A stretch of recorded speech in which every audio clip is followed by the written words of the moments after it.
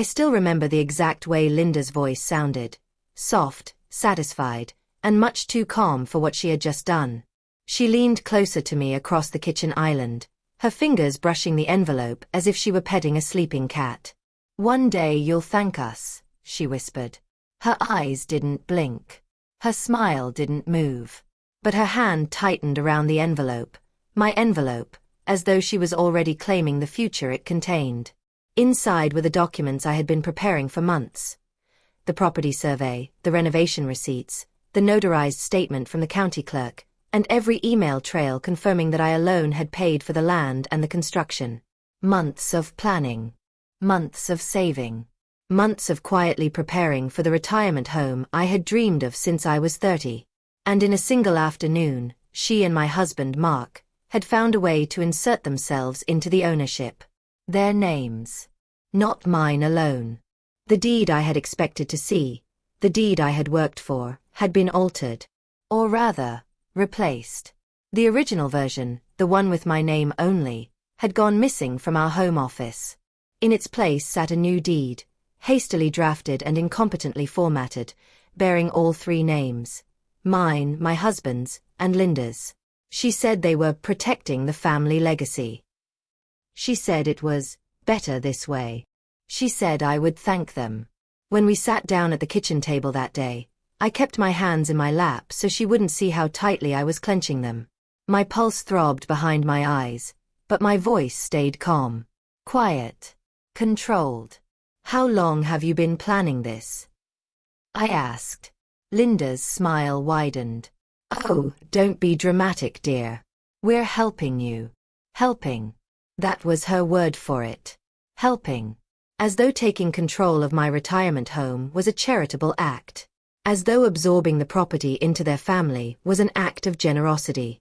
Mark didn't look at me. He stared at the table as if the wood grain could offer him a script. I took the envelope back from Linda. She didn't resist. Why would she? She thought she had already won. That day, I didn't yell. I didn't accuse. I didn't storm out. Instead, I excused myself, walked to the backyard, and closed the door behind me. I sat in the shade of the old oak, the one whose roots were already stretching toward the property I had hoped to build on. I let the silence settle. Then I whispered something back. Thank you. Not to her. Not to Mark. To myself. Because the moment Linda said those words, the moment she assumed she could take what I had built, I knew exactly what my revenge would be. A perfectly legal, perfectly documented, perfectly irreversible revenge. They thought they understood me. They didn't. Not yet. But they would. And when I finally said, thank you again, it would be a deed transfer in my name only.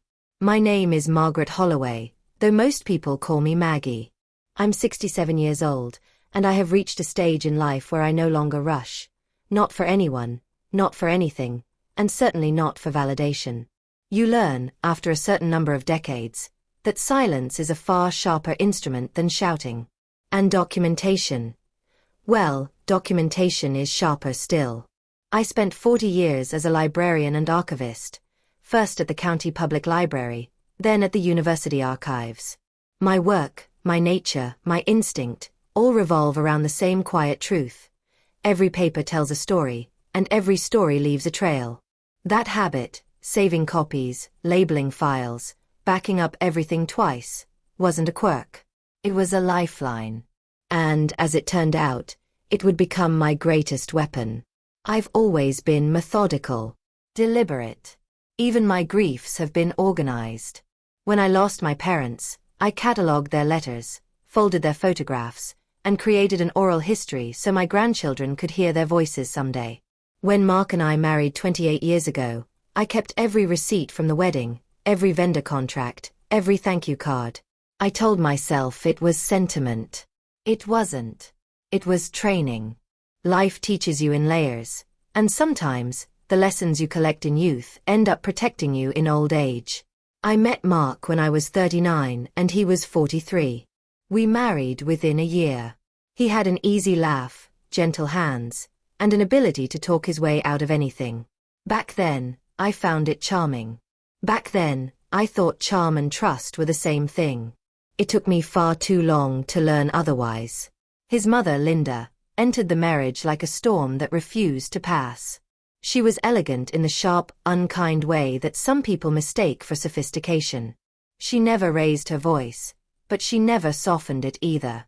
Her power lived in insinuation, in implication, in the gentle but relentless pressure she applied to every room she entered. For your own good, she would often say, though it rarely was. Over the years, she inserted herself into decisions that did not involve her. House decor, holiday plans, investments, family heirlooms, even our wills. She believed that belonging to her son gave her ownership over everything he touched, including me. But age hardens you, and I had grown too old, too wise, and too self-possessed to be intimidated by a woman whose favorite weapon was condescension. I had lived a life of quiet effectiveness. I knew how to build. I knew how to document. I knew how to wait.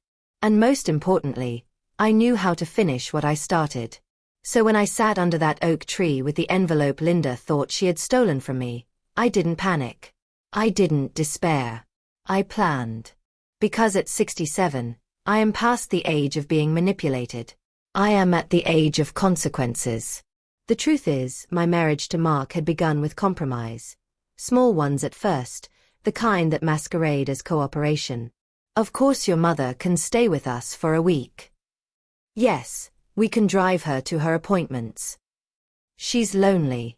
I understand. The cracks didn't appear all at once. They emerged slowly, like water seeping into stone. Mark wasn't cruel. He wasn't malicious. But he was weak where his mother was strong, and that imbalance became the quiet architecture of our household. Linda expected devotion. Mark provided it. I endured it. Still, for the first 2 decades, we managed well enough. I focused on my career, on raising our son, on saving for retirement. Mark worked sporadically in construction, picking up contracts when he felt motivated, which was less often as the years went by. His mother filled the gaps with guilt and commentary. "You're lucky he works at all," she said once, as if I had married an invalid instead of a man perfectly capable of holding down employment. "He's always had a sensitive constitution." I bit my tongue so many times over the years I swear the scar tissue has its own memory. But the real shift began 5 years ago, when Linda's health started to decline. She insisted on moving closer. Mark insisted on agreeing. And I, tired of being the antagonist in a 2-against-1 household, finally stopped resisting. We bought a small property on the outskirts of town, 2 acres of open land with an elderly cabin leaning into the wind. My dream was simple: renovate the cabin, build a new structure next to it, and turn the place into a quiet retirement sanctuary. A home where Mark and I could grow old together without the noise of the city, without the pressure of extended family, without the ongoing emotional taxation Linda demanded. But of course, Linda interpreted the property as part of her legacy. She began referring to it as our land. She told neighbors she would be living there, once Mark and Margaret get everything sorted. She started collecting brochures for assisted living renovations, modifications I had never agreed to, plans I had never seen. When I confronted Mark, he brushed it off with an airy wave. "She's old. It makes her feel included." Included. As if inclusion and ownership were synonyms. That was the moment I realized something important. While I loved my husband, I had built a life of responsibility beside a man who had built a life of avoidance. I saw it in the way he deferred to his mother. I saw it in the way he avoided conflict. And I saw it, most painfully, in the way he allowed her to meddle with a property he had not paid a single dollar toward. Still, I didn't resent him. Not yet. I wasn't angry. Not yet. But I was observant. And I began to understand that Linda's whisper wasn't an aberration. It was a culmination. The culmination of decades of control, entitlement, and belief that I would never truly push back. She thought she knew me. She thought age softened a woman. It doesn't. Age sharpens her. And Linda was about to learn just how sharp I had become. The property theft didn't happen with dramatic flair. It didn't require shouting or slamming doors. No, Linda's style was quieter, more insidious, like humidity creeping into a room until every surface feels damp. It started when she accidentally opened one of my letters from the county clerk. Then another. Then she asked Mark casual questions, the kind designed to sound harmless but to extract information. Questions like, did Margaret finally get that deed sorted out? Or, has she decided whether the house will be in the family name or just hers? Family name. Hers. You'd think the implication would insult my husband, but no, he basked in the idea of legacy. He loved the notion of being part of something generational, even if the generation above him was holding the puppet strings. Still, the true betrayal came on a Wednesday afternoon. I had come home early from the library. Linda's car was in the driveway, though she wasn't scheduled to visit. Inside, I found the two of them standing in the home office. My filing cabinet was open. My deed folder was on the desk. And the original deed, the one with only my name, was conspicuously absent. Linda looked up first. Her expression was all feigned innocence. "Oh, Margaret," she said, "I was just helping Mark look for something. He's so disorganized, you know." Mark looked at the floor. I stepped past them and opened the folders one by one, though I already knew what I would find. Less than half the documents I kept meticulously sorted were still there. The rest were missing, including the notarized signatures confirming sole ownership. They had taken them, or destroyed them, or hidden them. It didn't matter which. The act was the same. Violation. The next day, a new deed appeared on the kitchen counter, signed by Mark, dated 2 days earlier, listing Mark and Linda as co-owners. Linda's handwriting wasn't on it, but her influence was everywhere. "You'll thank us," she said softly as I lifted the paper. "It's just a formality. A family formality. You're part of us, so of course the property should be too. Us. As if I hadn't been the one who saved for it. As if I hadn't been the one who purchased the land. As if I hadn't been the one who paid every contractor, every inspector, every permit fee. I felt something deep inside me go very still. Stillness is not weakness. Stillness is focus. And in that moment, I focused more sharply than I had in years. Linda believed her whisper was the final act. She believed I would cave. Instead, she triggered the part of me that spent decades cataloging, archiving, and tracing every breadcrumb of information life leaves behind. They hadn't stolen a deed. They had ignited a war. And they didn't even know it yet. The first thing I did was breathe. Deeply. Slowly. Like I used to do when handling fragile manuscripts, century-old letters whose edges could crumble under a single careless touch. You don't rush with delicate things. And nothing is more delicate than the truth when someone is trying to bury it.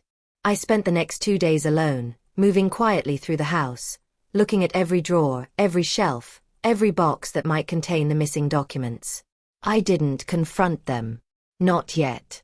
To confront prematurely is to tip your hand, and I knew better than that. Instead, I made copies. Not of the originals, they were gone, but of everything else. Emails from the county clerk. Bank transfers. Deposit receipts. The contract with the land surveyor. The invoice from the independent title agent. Every piece of digital correspondence. Every text message confirming payments. Every timeline entry from when the property was purchased. Then I drove to the library, my old workplace, and scanned everything. 3 digital copies. 2 encrypted folders. 1 external drive. After that, I called the county clerk. I didn't ask whether anyone had attempted to file a new deed in my absence. I asked for a complete, time-stamped history of all submissions associated with the parcel number. There it was. A new deed had been submitted 3 days earlier. Not processed yet. Still pending. My husband's name had been added. My mother-in-law's name had been added. My signature, a crude imitation, was included. Forgery. And whoever forged it had used a document template so outdated it practically begged to be rejected. This was not just arrogance. This was incompetence. Then I called a lawyer. Not a cheap one. Not a local one who might have ties to my husband's family. No, I called Evelyn Hale, an attorney known for probate disputes, property litigation, and the kind of unflappable calm that turns guilty people into puddles. She listened without interrupting. When I finished, she said one sentence. You have them exactly where you need them. We met the next morning. She wore steel-rimmed glasses and a grey suit that could cut glass. She reviewed my evidence with the interest of a jeweler examining diamonds. When did they think you'd notice the forgery? She asked. They didn't think I'd contest it, I replied. She nodded. Good. Their arrogance is your leverage. We filed a formal dispute, citing fraud, forgery, and unauthorized alteration of a legal document. We submitted my complete documentation trail. We flagged the pending deed for immediate investigation. Then Evelyn asked the question I had been turning over in my mind for days. Do you want to pursue civil damages? I looked out her office window at the city skyline, blue, wide, impossibly indifferent. No, I said. I want the deed. My name only. And I want them to understand that I know what they did. Evelyn leaned back in her chair, a slow smile forming. Then we'll do this my way. Quietly. Methodically. Irrefutably. And that's exactly what we did. Each step documented. Each action logged. By the time we were done, I had a file thicker than a textbook and a legal trail tighter than a snare. All that remained was the confrontation. And Linda had no idea how calm I could be when delivering consequences. The turning point wasn't a grand epiphany.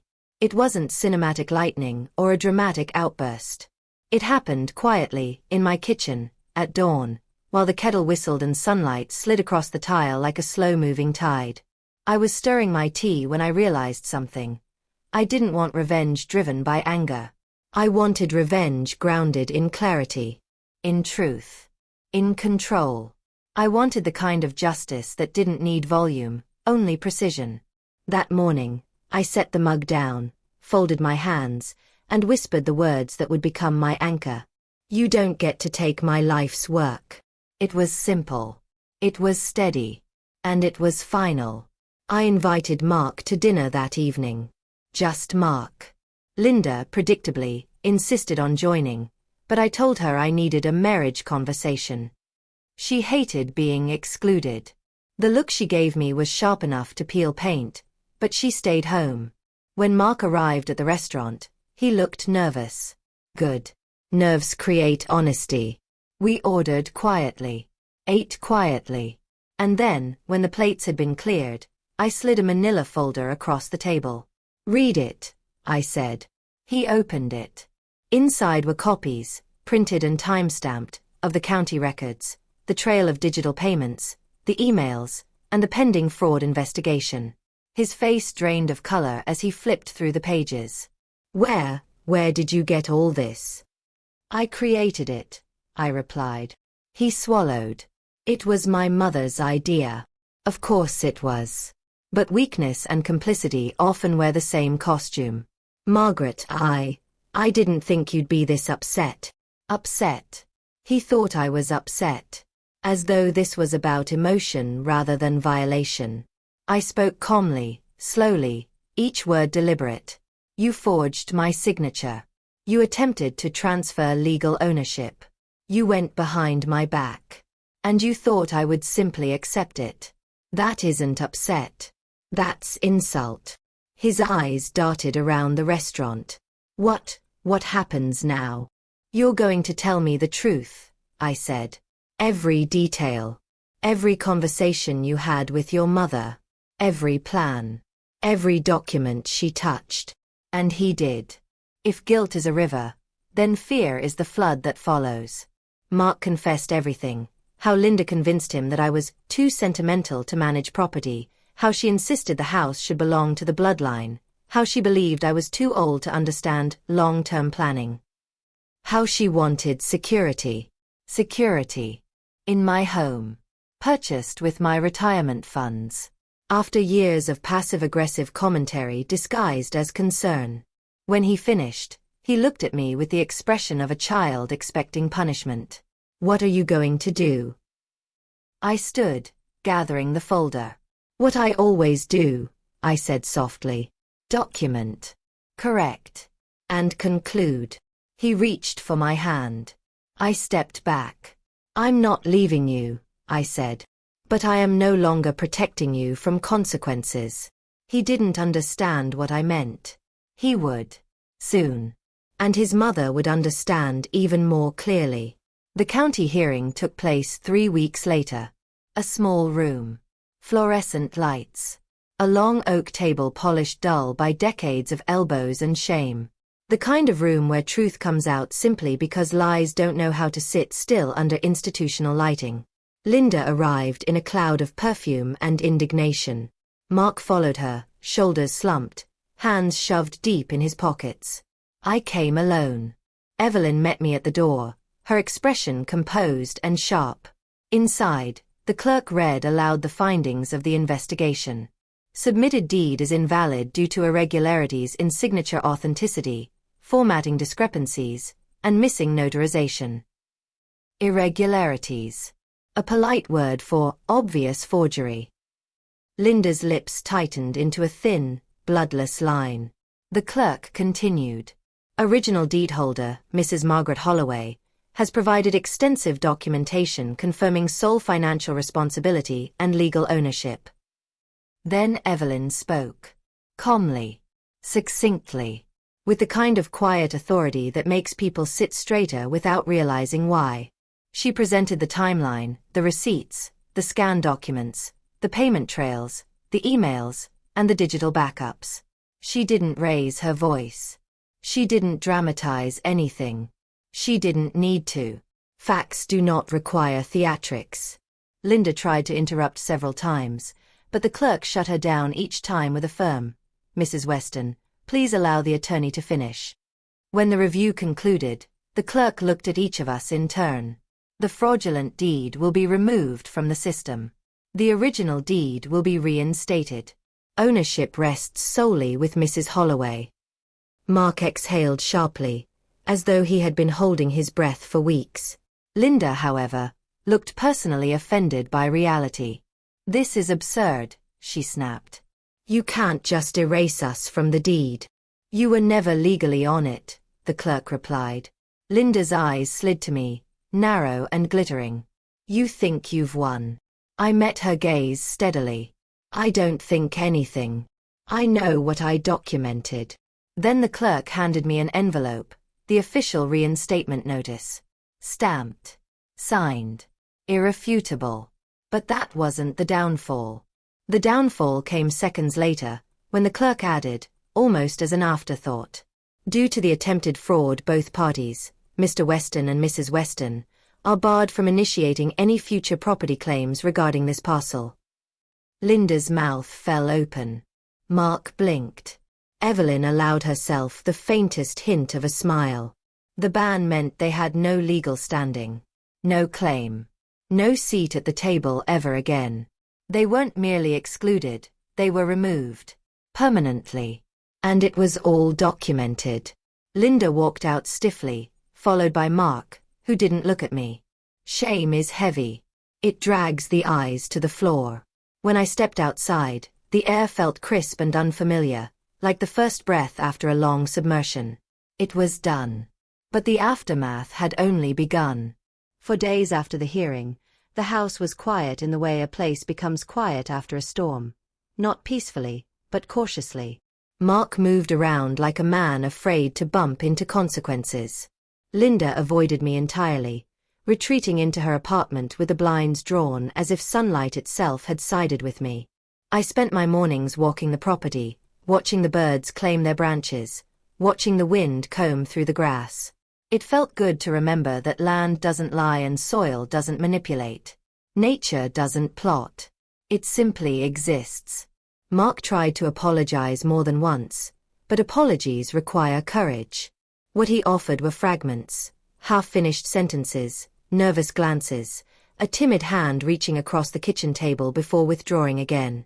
One evening, I finally sat down with him. "I never wanted to hurt you," he said, voice small. "I know," I replied. "That's the problem. You never wanted to hurt anyone. Not even when protecting them would require it." He bowed his head. "What do we do now?" he whispered. "You do therapy," I said gently. "Individual and family. Not with your mother. With yourself." He nodded slowly. "And you?" he asked. I smiled, not cruelly, just honestly. "I build my home. The one I planned. The one I earned." Over time, the rhythm of our house changed. Not dramatically. Not quickly. But steadily. Mark began attending therapy sessions. He started cooking dinner twice a week. He spent less time at his mother's apartment. He stopped asking her opinion on every decision. I watched him become someone more aligned with the man I had married decades earlier. Linda, however, never forgave me. That was her choice. And her burden. I didn't carry it. There was peace in releasing the expectation that she ever would change. Months later, when the foundation was poured for the new house, I stood on the raw earth and felt something warm settle inside me. Something like closure, but quieter, softer. My name was on the deed. My savings built the home. My choices shaped the future. I invited Mark to join me on the property one afternoon. He stood beside me, hands in his pockets, watching the crew work. "Thank you," he said suddenly. "For what?" "For not giving up on us. For standing up for yourself. For teaching me how to do the same." I placed my hand on his arm. "It's not about teaching, Mark. It's about expecting." And expecting, I realized, was something I had withheld for far too long. That night, I slept deeply, peacefully, without waking once. The kind of sleep that comes only when a burden has been set down and left behind. I didn't need victory. I needed restoration. And restoration, I learned, is a slow, steady, beautifully quiet thing. When people hear this story, they often ask whether revenge was worth it. I always smile, not out of smugness, but out of understanding. Because revenge, the way people imagine it, is loud, explosive, emotional. That's not what happened here. What I sought wasn't revenge. It was correction. It was clarity. It was the righting of something that had been tilted for years. And the truth is simple. When someone tries to steal something you have built, something you've poured your time, your labor, your love into, they aren't just taking property. They're taking narrative. They're attempting to rewrite your story with themselves as the author. That is the true violation. So if there's a moral to my story, it's this. Protect your narrative. Document your life, your choices, your contributions. Not because you expect betrayal, but because you respect the work you've put in. People will reveal their character not through grand gestures but through subtle entitlement, through quiet assumptions of ownership over what they did not earn. And when they do, you have every right. Not to scream, not to rage, not to break. But to correct. With dignity. With precision. With the strength of your paper trail and the steadiness of your voice. Linda believed control was inheritance. She believed manipulation was love. She believed entitlement was tradition. But legacy is not something you seize. Legacy is something you build. And when I finally said the words, "Thank you," months after that afternoon in my kitchen, I said them without bitterness. Because she had given me something. Unexpected, unintentional, but invaluable. She gave me clarity. She gave me resolve. She gave me the chance to reclaim ownership not only of my home, but of my identity within my own family. So yes. One day, I did thank her. I thanked her when I held the new deed in my hands. My name alone, crisp and undeniable. I thanked her when the foundation was poured. I thanked her when I unlocked the door to the home I had dreamed of for decades. And I thanked her in the quiet, steady lesson I now pass on to anyone willing to listen. You cannot force people to respect you, but you can require them to recognize the consequences of underestimating you. And sometimes, the most powerful form of revenge is simply this: a life built honestly, protected fiercely, and documented thoroughly. If this story kept you watching, don't forget to like the video, subscribe, and tell me your thoughts in the comments.